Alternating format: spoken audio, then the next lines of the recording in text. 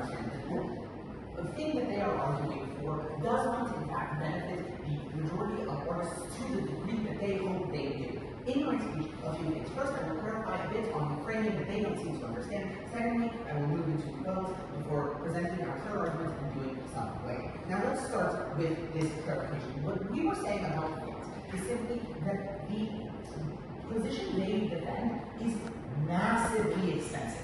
Artists is a significant and very large field that covers dozens, hundreds of different jobs, in additional to just music and visual arts, as they have said, architects, book writers, authors, poets, songwriters, but also things like video game developers, things like movie producers, photographers. There are literally millions of artists in the world, and because there are truly so many of them, and their burden is to defend that the government will provide them all with a stable, income to the point of stability, their burden is literally billions of dollars spent a year on artists. Now, why do we then talk about PR? It's because if that is the world that they defend, then on our side, we can show that we would spend significantly less resources on government fellowships while still achieving the benefits that they claim or purport to achieve. In doing so, we are significantly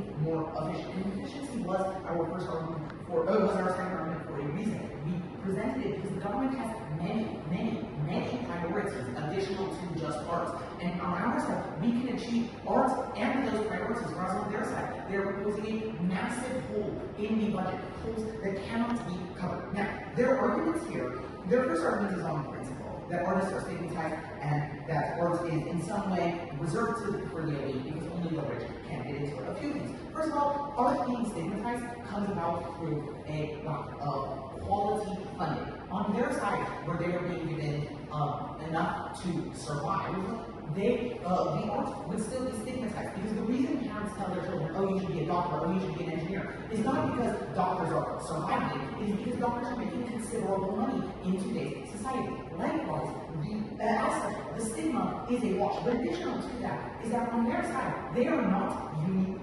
actually necessarily providing the requirements for the arts on all sides. The reason we say this is that a universal basic income usually does not take into account the various needs, especially because they don't have an application or a grant process.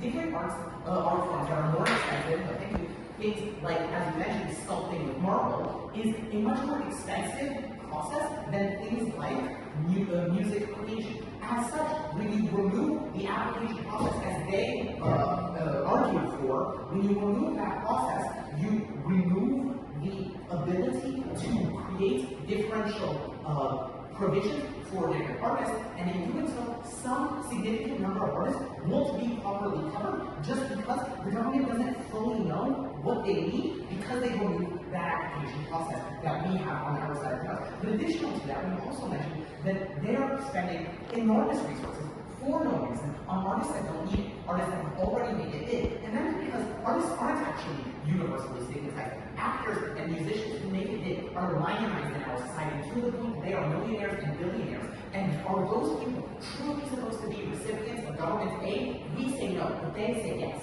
Now, on to the second argument. On to their second speech. They talk about why do we need the principle of equity. Well, I believe it's fairly self-evident that the government has significant priorities, including priorities that extend beyond art.